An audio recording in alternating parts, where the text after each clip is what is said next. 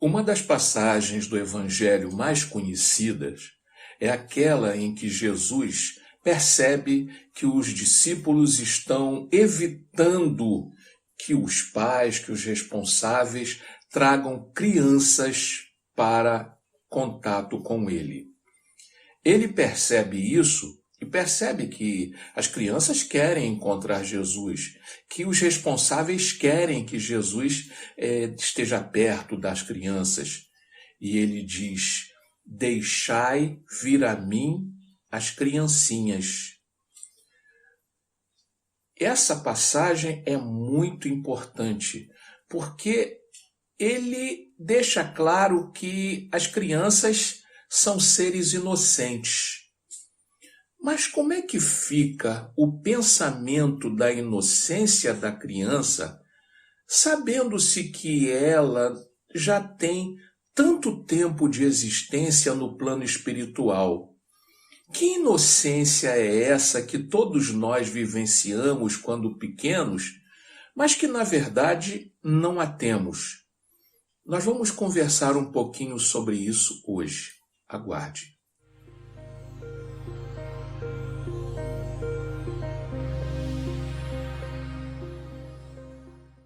Olá, meu querido amigo, olá, minha querida amiga. Eu sou o professor Frederico Carvalho e estou aqui hoje com a grande responsabilidade, eu acho, de falar um pouquinho sobre uma passagem bíblica que fala-se tanto, que a gente aprende tanto, mas que talvez a compreenda muito pouco.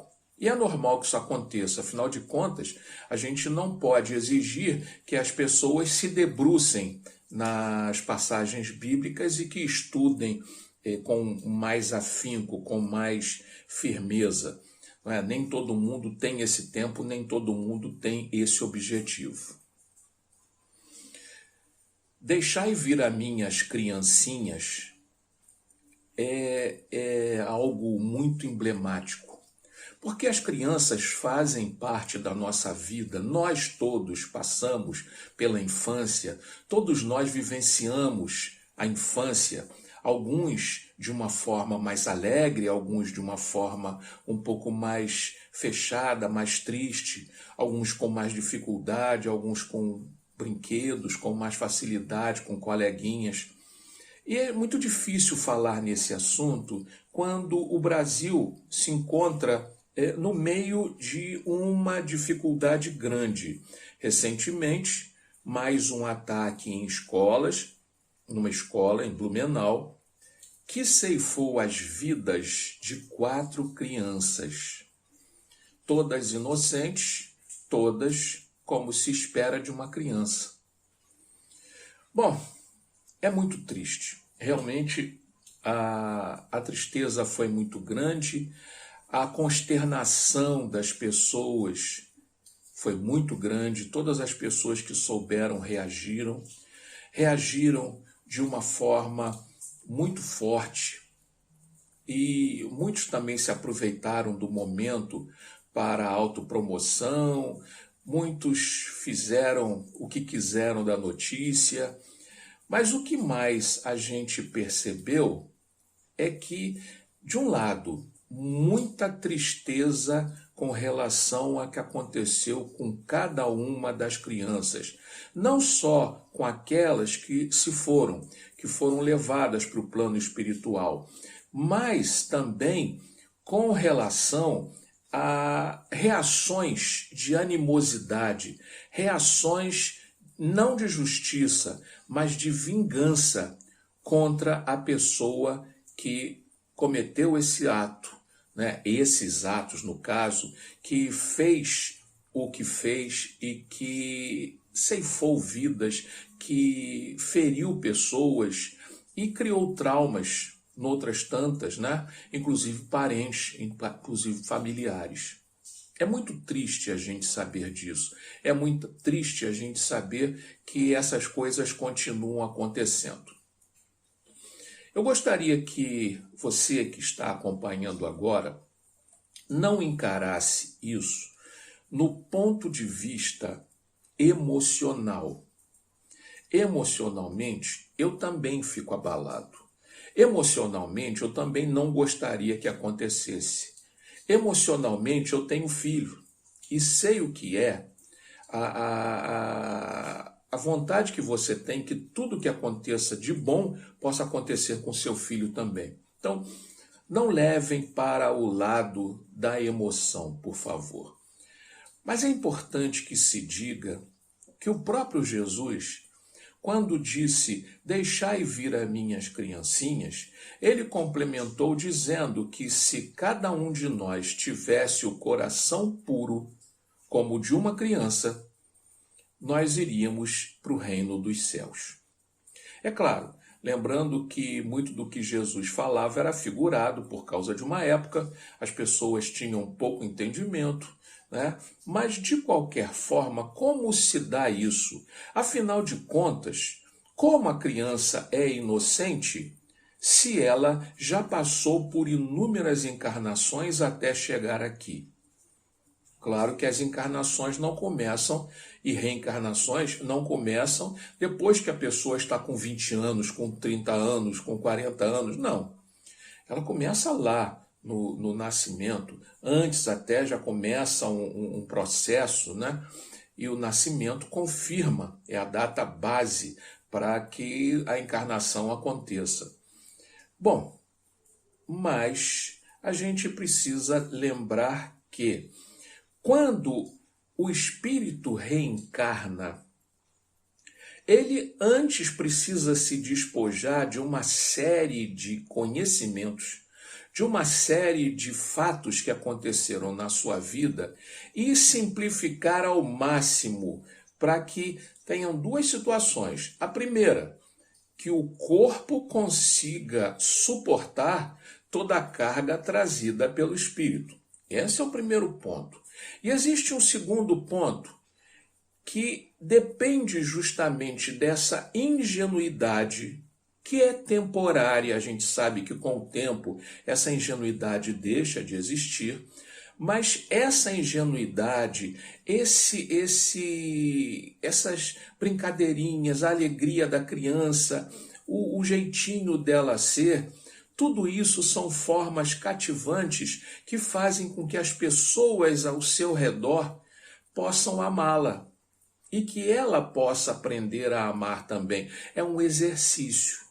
Ela tem consciência disso? Não, nenhuma. Né? A criança é criança, eu fui criança, você foi criança.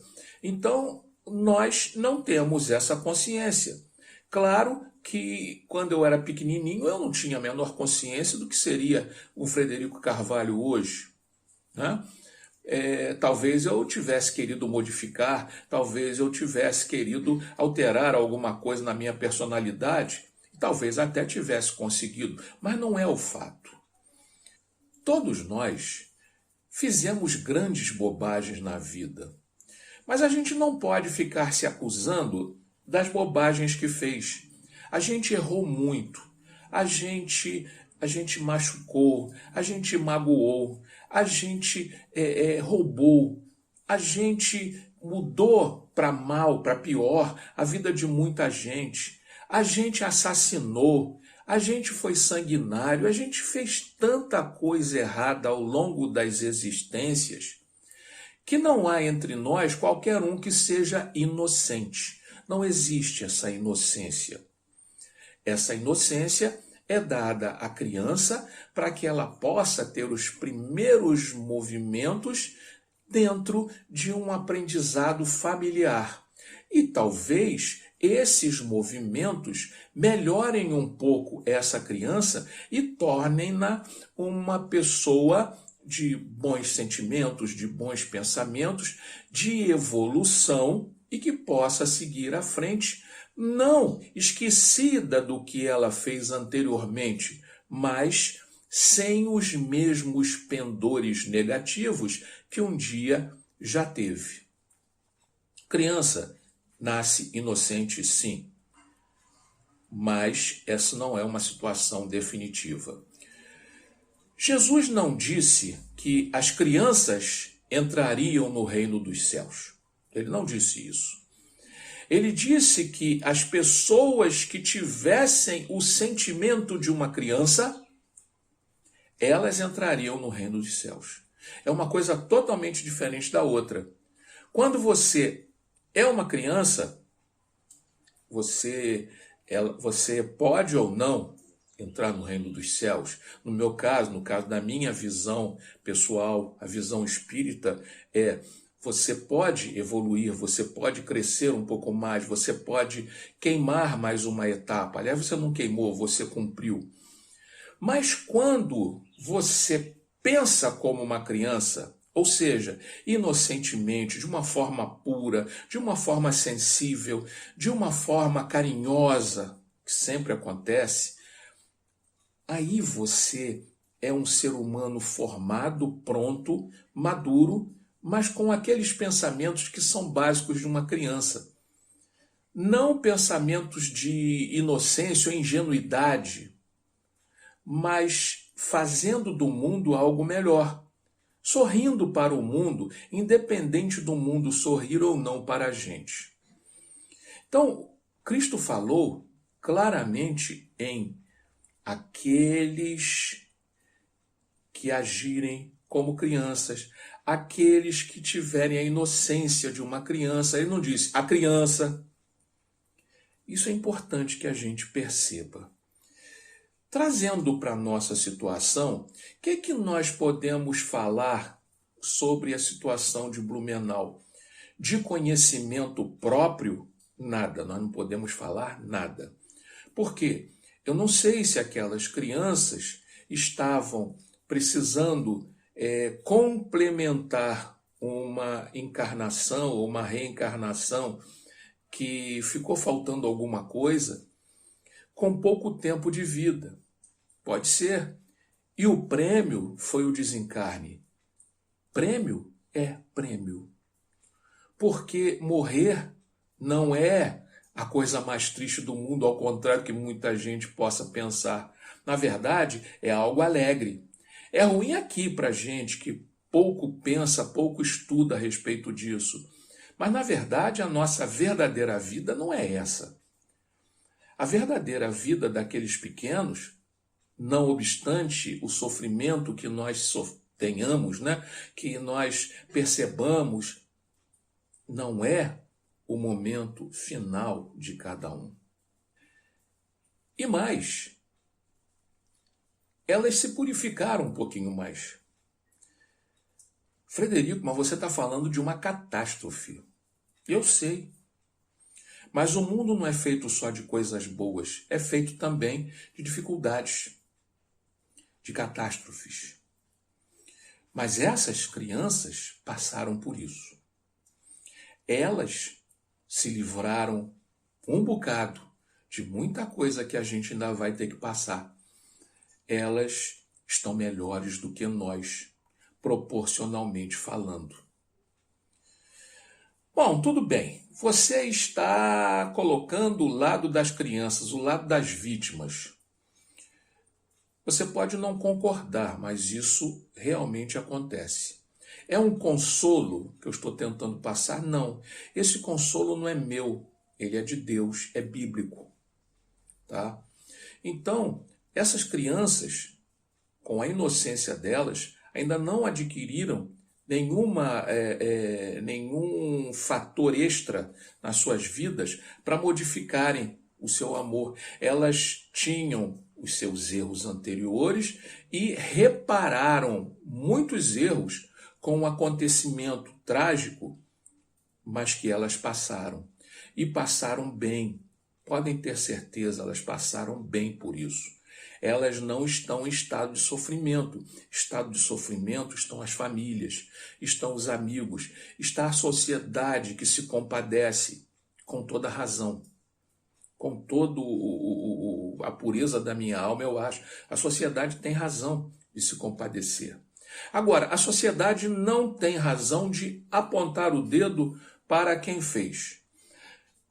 Muita gente disse, eu vi e ouvi em vários vídeos, em vários jornais, em vários telejornais, dizendo, Não, mas essa pessoa tem que morrer, essa pessoa tem que sofrer, essa pessoa precisa sentir aquilo que ela fez, aquilo que ela errou. E eu pergunto, por acaso você acha que Deus não está vendo isso? Por acaso você acha que Deus não fará justiça? Por acaso você acha que Deus é tão injusto que simplesmente tapa os olhos para o que está acontecendo? É claro que não. Mas, Frederico, Deus permitiu. Claro, se Deus permite, existe um motivo. Às vezes Deus não deseja que a coisa aconteça daquela forma, mas Ele se aproveita daquela forma para nos dar lições, para nos dar aprendizado. Para essas crianças, foi o aprendizado de que elas necessitavam para encerrar mais uma encarnação, para voltar para o plano espiritual com mais tranquilidade, com mais paz. E podem ter certeza, elas estão com mais paz. E para as pessoas que ficam, são lições. Lições que você pode utilizar tendo zero de misericórdia, tendo total arroubo acusatório, e seguir em frente dizendo que era isso, que era aquilo, que eu não faria, que se tivesse na minha mão eu faria isso e faria aquilo, eu mataria, eu trucidaria. Mas isso vai acontecer com essa pessoa de qualquer jeito. Ou você acha que ela vai viver? Quanto tempo? 6 anos? 10, 30, 60, 90? Um dia a morte chega e carrega. Mas os homens teriam que puni-lo. Tudo bem, existe a justiça dos homens. Você realmente acha que a justiça dos homens ela é cabal? Que ela realmente é algo justo, certo, definitivo? Você acha que a justiça dos homens, como anda hoje, ela é corretiva? Ou ela mais abre espaço para o crime do que outra coisa a mais? A justiça dos homens preveniu o fato. Não, precisa prevenir. Tem que botar aquelas cabines para saber quem está armado, quem não está. Tem que fiscalizar, revistar todo mundo. Legal. Eu estou falando de prevenção. Não é prevenção ao assassinato. Prevenção ao assassino. A gente não tem. Por quê? Porque as pessoas, às vezes, nascem com toda aquela simplicidade, com toda como é que eu vou chamar? Aquela inocência. Mas são doentes que estão nascendo com pendores ruins. São inocentes enquanto conseguem ser inocentes, mas depois os pendores aparecem. E o que se faz? O que o ser humano faz para diminuir isso? Uma das respostas são as religiões. As religiões podem ajudar a melhorar os pendores das pessoas? Pode sim. As religiões podem melhorar os pendores das pessoas. Porque a pessoa, quando ouve determinadas passagens, ouve determinados ensinamentos, ela pode se convencer, ela pode observar exemplos e pode se convencer. Mas qual religião? Você está falando de quê? A doutrina espírita? Não, eu estou falando da sua religião. Se você é católico, se você é budista, se você é protestante, se você é hindu, eu não sei. A sua religião, ela pode ser extremamente benéfica para uma alma dessas que está com a cabeça completamente desvirtuada. Não existe religião boa e religião ruim. Se ela prega o bem, se ela faz o bem, ela é boa por si só. Você não tem que sair da sua religião para fazer o bem. Não. Isso é bobagem, isso é uma crendice sem qualquer fundamento. Eu optei na minha vida. Você pode ter optado diferente, que bom. Isso me torna mais candidato à melhoria do que você? Não. Em nada. Em nada. Na verdade, a ideia é que as religiões aos poucos deixem de existir. Que a gente tenha uma fraternidade em que todos amem e todos sejam amados. Esse é o objetivo. Não pensa ninguém que o objetivo é aumentar o número de religiões e todas as pessoas se juntarem a religiões diferentes. A gente vai criar uma guerra santa desnecessária, sem sentido. Então, meus amigos, as crianças que acabam passando por determinadas dificuldades, elas são boas sim. São boas, pelo menos naquele momento. E não vão ser vistas no plano espiritual, apesar de tudo que fizerem, só pelo que fizeram. Vão ser vistas também pelo que aconteceu de ruim com elas. E vão ganhar um pedacinho a mais. Vão ganhar um status a mais na evolução. Nós que estamos aqui é que precisamos lutar para ganhar esse status. De que forma? Sendo justos. Há uma diferença entre sermos justos e sermos vingativos. Muitos de nós deixamos a cabeça quente e queremos ser vingativos. Vamos fazer, vamos acontecer. Está acontecendo com o nosso país, está acontecendo com o nosso mundo. Vingança. Vingança. Para com isso. Vamos ser justos.